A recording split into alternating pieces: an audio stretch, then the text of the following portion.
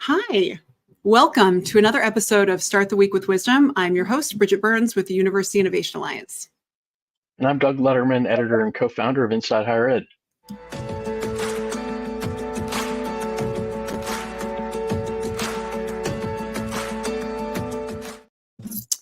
Each week, I team up with Doug to have a conversation with a leader in the field in higher education to try and understand, a little bit more about them, their leadership style, to distill a bit of their wisdom, always under the, banner of trying to create content that is hopeful and uplifting and a little bit of like a dose of professional development on a Monday.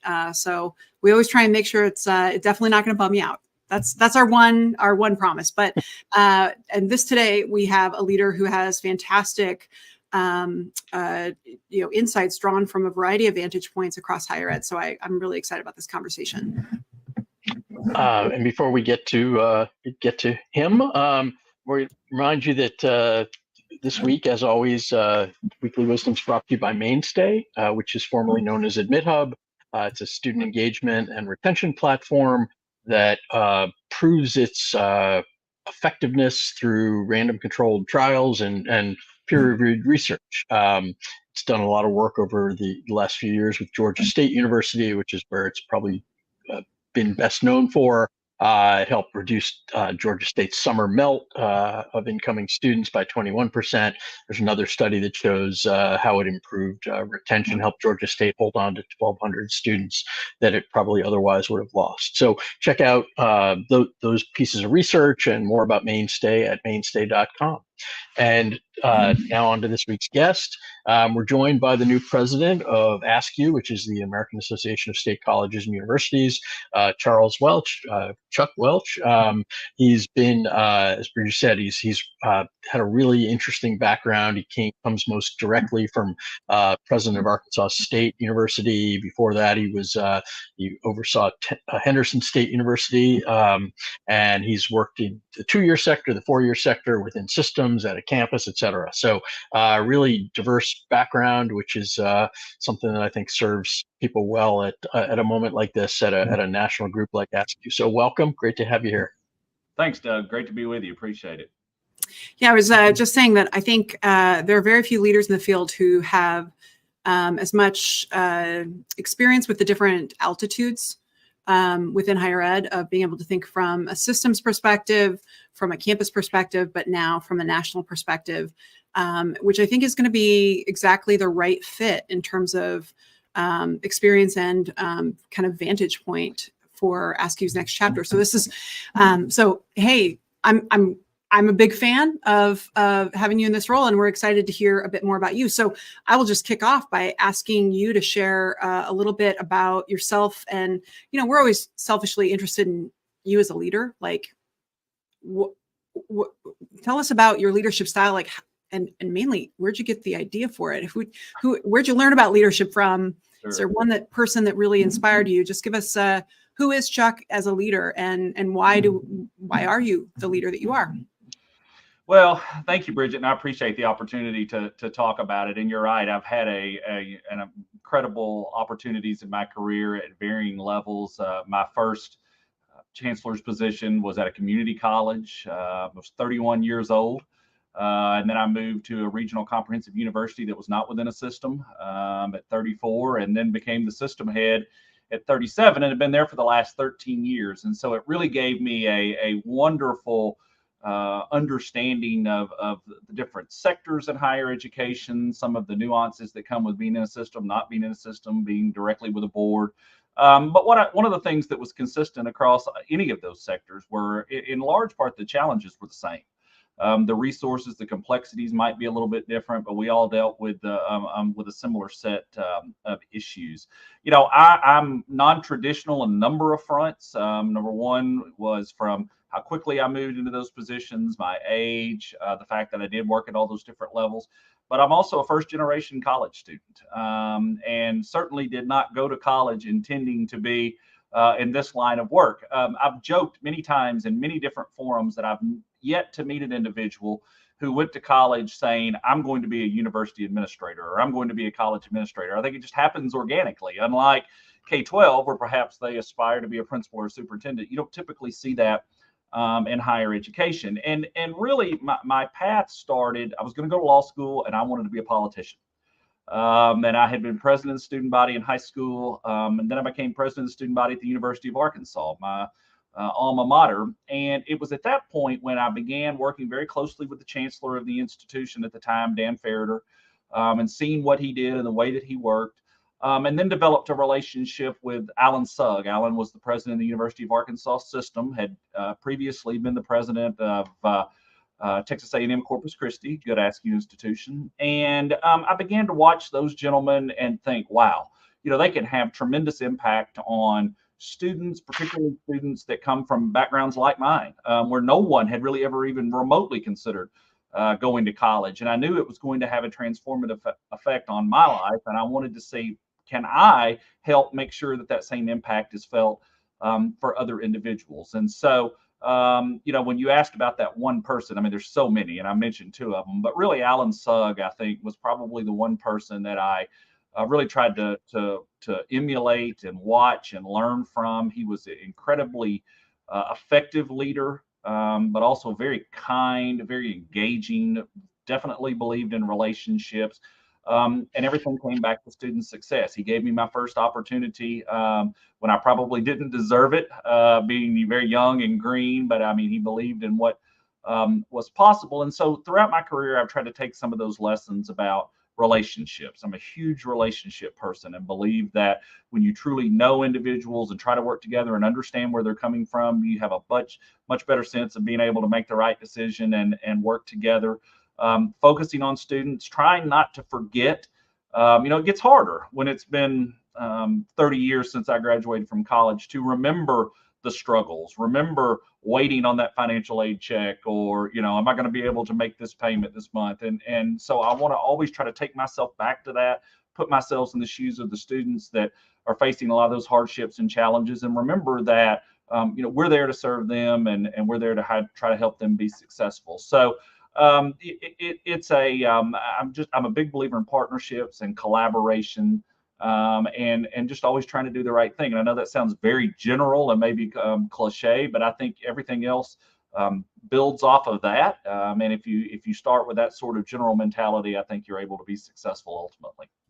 No, I mean, I don't think that's, I think that it's a healthy, realistic perspective. There's a lot of folks who think you can just tell people what to do and that they just do it. Right. And, they keep their jobs for a hot minute. But so I did not know that you were also a student government kid who then So I also was an AASCU Oh, really? president. Okay. And you get hooked at that early age where you start, you're engaging with the board, you're starting to understand like this totally different perspective of the institution. And you're, I think, like the fourth president that we've met who has that little piece in your background. So it is, I'll be curious how many others are out there, but that's a super grounded and important perspective. Can I ask, what was your relationship like with your student body president at Henderson State that was informed by the fact that you had literally been in those shoes? Do you feel like you had a different relationship at all? No. I mean, I tried. I mean, I took the relationship that I had with Chancellor Ferreter during my own student body presidency and tried to do the exact same thing with the president Henderson. I met with them on a regular basis, as he did with me.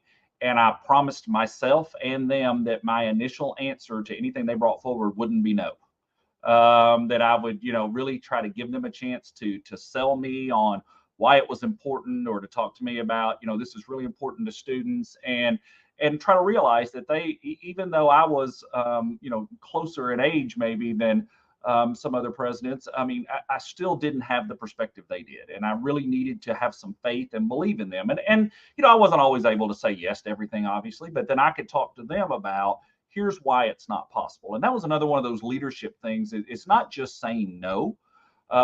It's explaining why you have to say no. And what I've found throughout my career is, whether it be students or whether it be colleagues, if you really give a rationale and show that you listened and you understand, that you have a reason for saying no, not just because I said so or because I'm in charge, folks still may not love it, but they at least understand it and respect it. And so I always try to do that with our student leaders as well, and try to keep them, focused on the role of a student government president is to try to improve the experience for students and try to make sure that you're representing all students, that you're not trying to, be a constituent servant in terms of, oh, can you help this one student with their parking ticket, or can you do that? It's more global than that. And I always loved it. It was always one of the favorite things. And to this day, I still do a lot of mentoring with students, and it never fails. And I'm sure I was the same way, that they always apologize for taking up my time.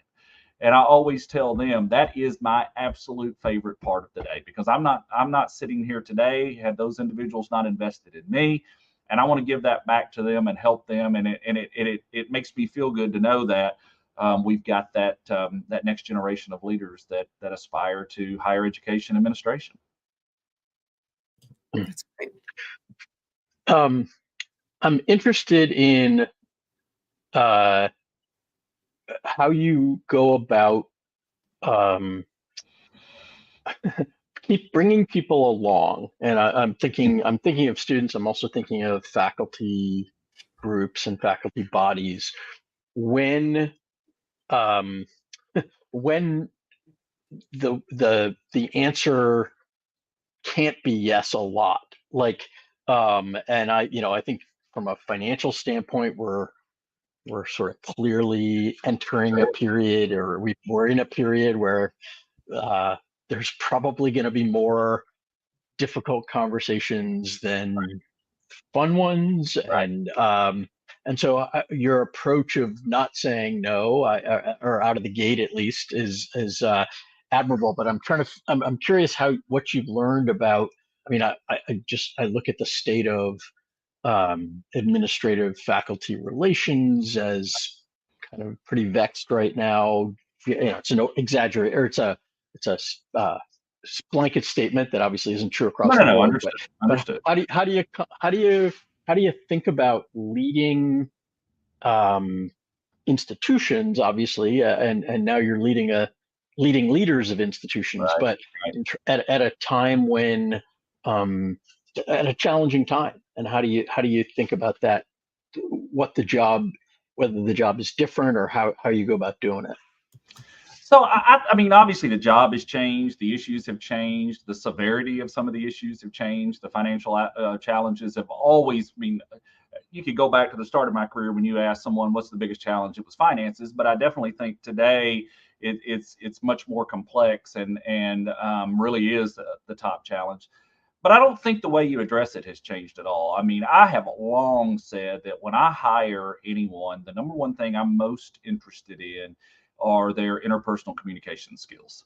I don't really care if the individual has, every academic success in the world. If they can't communicate, if they can't collaborate, if they can't do those things, that they're really going to struggle in the environments that I try to foster. And so, while I'm not able to say yes and don't like to immediately say no, I think number one, you have to be very honest. Don't ever get caught not being straight. And what I'll usually say is, "Ooh, that's a tough call. That's a tough request, but let's think about this for a minute, and let's see if there are some alternative solutions if we can't get to what you're requesting." And then I have often found, and I've been criticized by this, not criticized, but questioned by this, by some of my colleagues, that I'm a big believer in sharing more information than less.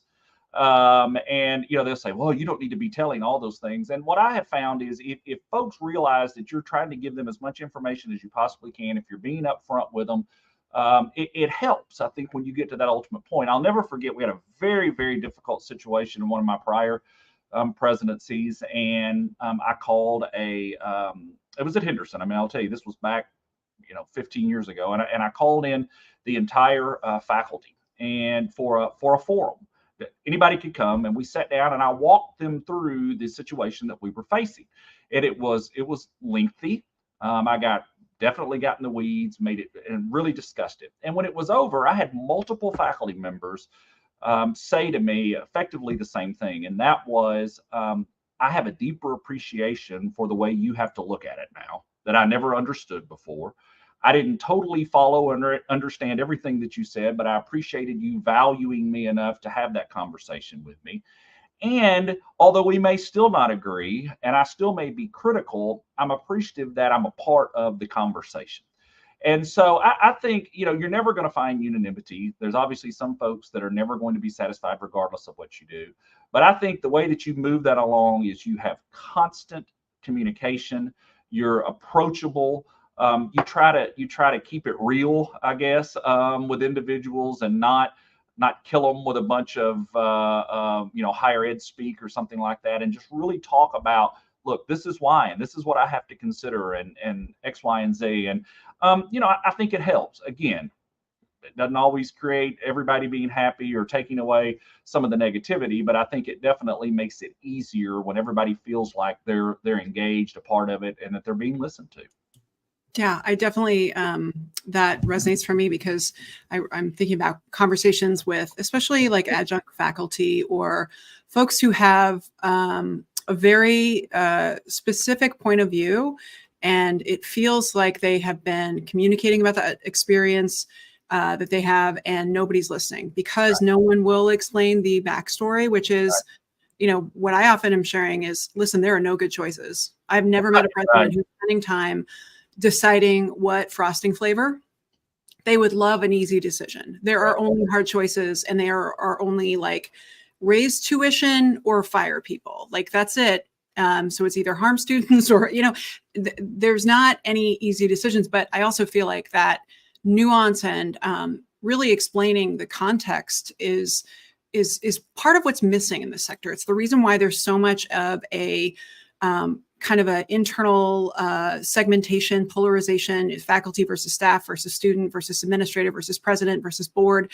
Right. It's all based on this idea that that we have different interests, when it's really like, we've never done enough work to explain the vantage point so that people understand all the stuff behind the scenes.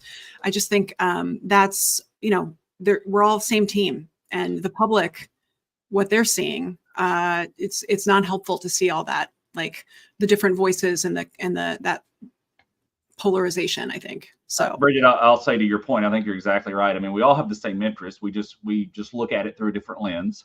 And I'll never forget something one of my former presidents that I worked for said to me one time when I was getting ready to aspire to my first presidency. He said, Chuck, when you can't truly understand or appreciate the presidency until you've sat in the chair. Well, I thought that was the most arrogant thing I had ever heard in my entire life, until I got there and realized there is not a single other person in the organization that looks through that lens. The vice presidents have responsibility for their respective areas. The students are looking out. I mean, the president is the one that is responsible. And so it does make it a little bit different. And you have to remember that. And you have to remember that I may not be able to make the staff happy because I need to keep, I need to do this for faculty and students, perhaps, or whatever the case may be. And so it's remembering that and keeping it in perspective, but realizing that at the end of the day, it's what is in the best interest of the most, what is in the best interest of the institution, and moving us forward and let us achieve our goals. And that there's not going to be a situation where, very few situations where it works for everyone. that's great.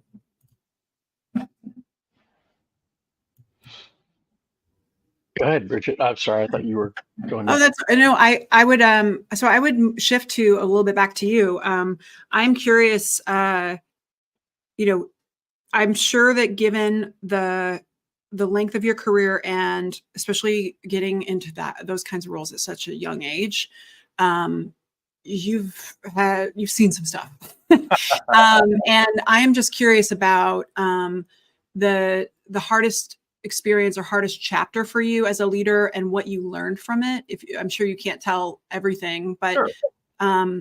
I do think that's the stuff that is the greatest teacher. No question. If you can. No question, Bridget. And I mean, obviously, I've been betrayed by individuals that work for me or that did things that just, crushed me, and I couldn't believe it. And those are hard. And you learn from, you have to trust while also verifying and those kinds of things. But the singular one that I think, and it's been more recent, just in the last couple of years, last 5 years, I guess, was, we mentioned I was president of Henderson State from 2008 until 2011. And then went to the Arkansas State system. And in 2019, I got a call from the governor's office asking me if I could help out. That Henderson was really facing some very serious financial challenges, and they felt like they needed some assistance, and could the system step in an informal role and do that? And of course, I said yes. I mean, number one, you get that call, you're going to say yes. Number two, I had been on that campus, loved it dearly. And so we stepped in and quickly found that it was far more severe than anyone realized, and that it was literally, on the brink of closure. I mean, things were that bad. And so we got to work immediately and doing things, and then COVID hits, and that just exacerbates an already bad situation. And so you come down to a couple of years ago where the institution had to declare financial exigency. And the institution had to engage in retrenchment, very severe retrenchment, closing programs, terminating tenured faculty or eliminating those lines. And it was heartbreaking. Some of these individuals I'd gone to church with when I lived in the community. And of course, the campus leadership was driving the train, but obviously at the system, we had to be, and by this point, they had joined our system. They had formally moved in. And, it was one of those balances of, I didn't want to do it, but I also knew the other option was closing the university.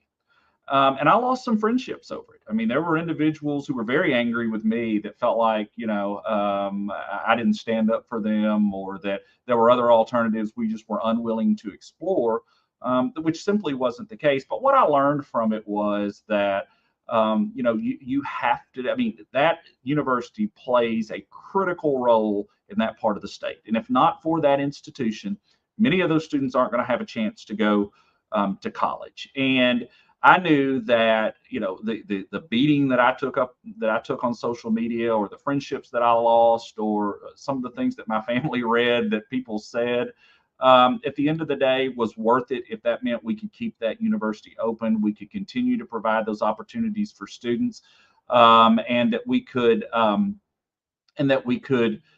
ensure that moving forward, the institution was going to be stable and sustainable. I would do it again. Would I change a few things? Did I learn some lessons? Absolutely. But what I learned probably more than anything is these positions come with difficult decisions, and you have to be willing. You have to grow a thick skin. You have to be willing to take those things, but you have to be willing to do what is right. Now, the good news is that institution's on a path towards much better days. I kept telling everybody it's a marathon. It's not going to happen overnight, but they're moving in the right directions. And I love going to the last commencement ceremony I went to on that campus, watching those students walk across and reminding myself, if not for the hard work that many of us did, they're not walking across that stage that day and changing their lives. Just double down for me. You have to do it. And what's interesting is I had a conversation with an AASCU colleague a few nights ago that's facing some very significant challenges, and was asking me, talk to me about how you addressed these. And so I was able to kind of pass on, and I told the person, you have to push through, you have to persevere, you have to do it. It's good. Folks will get angry, and I get it. It's their livelihood. I mean, you're changing things, but you have to do it for the students. You have to do it for the community. You have to do it for those whose jobs are saved. And so, it just taught me that sometimes doing the most unpopular thing in the end is the best thing for the most involved. 100%. And honestly, so as someone who's years later was a chief of staff for a university system, and we had an AASCU campus that went through exigency multiple times. It's such a painful process, and it does require such leadership to be willing to face that. There's so many campuses who are doing little things around the edges to avoid the real work that needs to happen. And that's the reason why we are in such a precarious state as a sector, is that making hard decisions is avoided in most cases. So we should appreciate and celebrate those leaders who are willing to do it, because it's just so painful. I would also add that what perfect experience for the AASCU leader, right? Because Absolutely. So many campuses are going to wrestle with that. And if there was anything I could wish for, it would be, we have done this enough that we have to be able to design an experience that honors what has been and makes it not so devastating. Right. We have experience with honoring things that no longer exist. Emeritus is a status we create it's a term of art, right? Like why, Right. if we have to shut down a department, can we make it so that people don't feel like you just ripped the carpet out from under them? Not that it's going to be so easy, but like, this is something that's worth all of our energy and attention, because if we want higher ed to make bold, brave choices, we have to come up with ways that those experiences are not going to prevent people from keeping their jobs. And no question. And, Bridget, what the other thing we learned from that was exactly what you just said. Most institutions wait until they are forced to do it, where there is no other choice. And so when we realized that's where that campus was, obviously that was something that we didn't have any choice in. But we immediately went to our other 6 system campuses and said, we're going to begin a very aggressive program review process where we look at, cost, and we look at productivity, and we look, and of course, and their immediate reaction was, you're going to cut all of our programs just like you did at Henderson. And I said, no. We're going to try to prevent that while we're in a position of strength. And if we need to reform the program, if we need to rethink the way that we're doing things, we have some time that we're not just, just because the information comes back, and it may not be great, doesn't mean you have to shut it down in this particular instance, but it allows us more runway to hopefully get it right so we don't get to that position. And that wasn't easy either, because as you can imagine, everybody was like, whoa, they're about to do the same thing here. None of the institutions were even remotely close to that situation. But again, that came back to that communications, folks. This is to help us ensure we don't get there. Because, and that's what I keep talking about to our campuses, you've got to be sustainable. We're going to have to change. Don't wake up one day and find yourself in that exigency environment. Yeah. Well, that's really profound. Thank you for sharing that. It's a great example that I don't think people talk enough about from the other side, because, and there are a lot of people who are just so afraid they don't take that step forward, and you need more people sharing, you survived. Yes. Those scars. Yeah. The scars are hard. Lost a few hairs, but survived. So a few more hairs. Doug, do you want to jump in with the last 3? Sure. Yeah. We usually like to sort of round out things by talking to you, by getting a sense of kind of about the best advice that you've received in your career, and either related or potentially different, the advice that you most consistently give to others. And you talked about the people you mentor. So like the best advice you got, and if you can share sort of who it was from, or when it came, and then sort of what you tend to advise people as they look to you to figure out their next step. Absolutely. So it's the same. The advice I received is the one I always give to everybody else. And it came from Dan Fareder, who I had mentioned earlier, who was the chancellor of the University of Arkansas. And he said, Chuck, don't ever forget who you are. Don't change who you are. Any position that you hold, the position is you. You are not the position. In other words, don't try to, change who you are to make that fit into that space, because people will see that. If you're not genuine, if you're not authentic in terms of the way that you carry yourself or do things, and I'm a very informal person. As soon as we finish this call, this jacket's coming off, and probably I've got a vest over there I'll probably put on, or I like to wear my flip-flops and tennis shoes. And I'll never forget coming across students one day, and they were like, "You have real clothes." But it also reminded me, I taught a first-year experience class one time, and when I got my and I wore a tie every day because I felt like I was supposed to. And at the end of the semester, when I got the evaluations, like 4 or 5 students had written, "My favorite day was when you didn't wear a tie because you were approachable and real." And it really hit home for me. And the other thing was, most people who meet me or have met me through my career have figured, he got started at such a young age. He's had these wonderful opportunities. He must either be wealthy or extremely well connected. And neither was true. My dad was a truck driver. My mom was a stay-at-home mom. They were incredibly supportive. But I had to create a lot of this myself, and had a lot of help, obviously, from mentors. But I've never changed who I am. I like to have a good time. I'm loud. I like to joke around.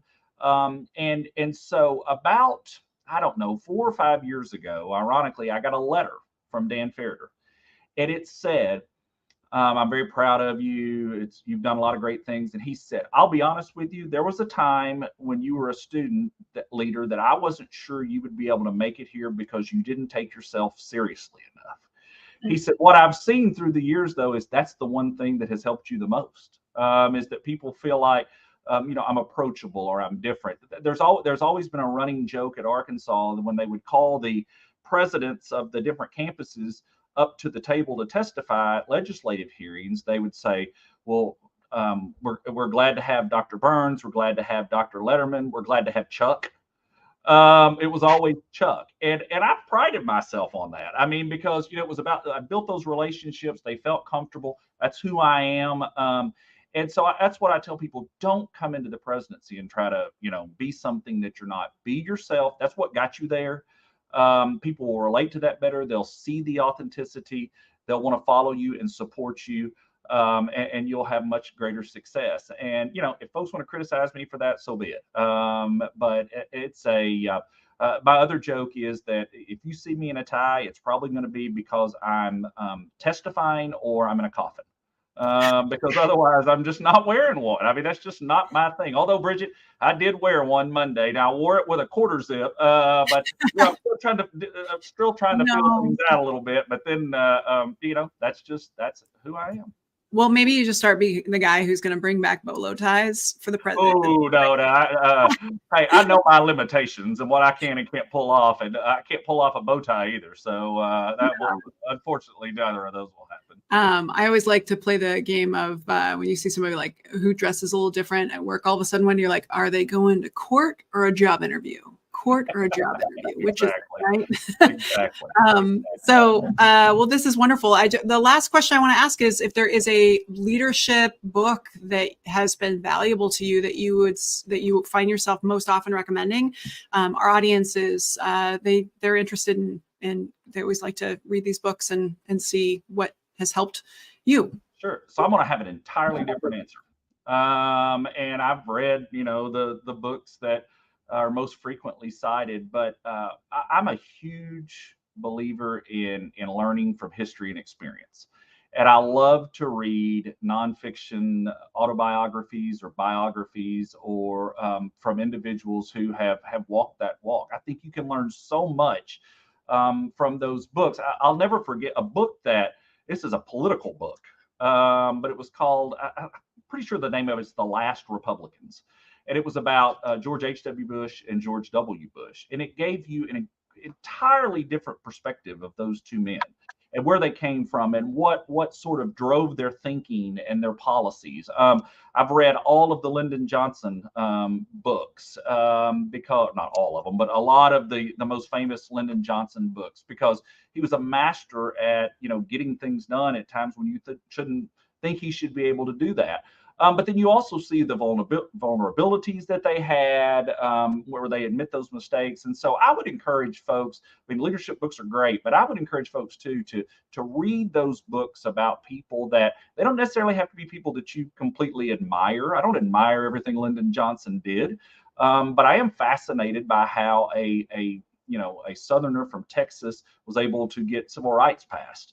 And how he was able to do that in that era. And so I think you can just learn so much from watching people. Sometimes you can learn what not to do. I've read plenty of those books and thought, God, I don't want to be like him, or I do want to be like her, and but I have probably gleaned more from reading those books than any of the other leadership books that are written specifically on leadership, because I think so much of it is so much of what drives how an individual's leader is how they were raised, the circumstances they came up in, the kind of the life challenges that they have faced. And I think that really informs who we are and the decisions that we make. That's perfect. And then I think those are great recommendations in general, because people should be learning more from history. So Chuck, it has been really wonderful to get to know you. This has been really wonderful. I feel like people got a better sense of who you are, and I feel really good about where AASCU is. And I hope we can tackle some of these bigger challenges together. So thanks for being here and being on our show. And for Doug, who I don't get to call Dr. Lederman, but I just No, Dr. Doug. no, because I've got a measly bachelor's degree. That's all I ever got. So That's actually why we I'm the call least well, educated Doug. person in most rooms I'm in. I'm Yeah. proud of it. It's That's why served we you actually- pretty well. We wanted to invite you here today because we're actually here to recruit you for a program. We think you have great potential and possibly could get a degree. Yeah. But anyway, well, we hope this has been inspiring for all of those of you at home, and we look forward to seeing you next time.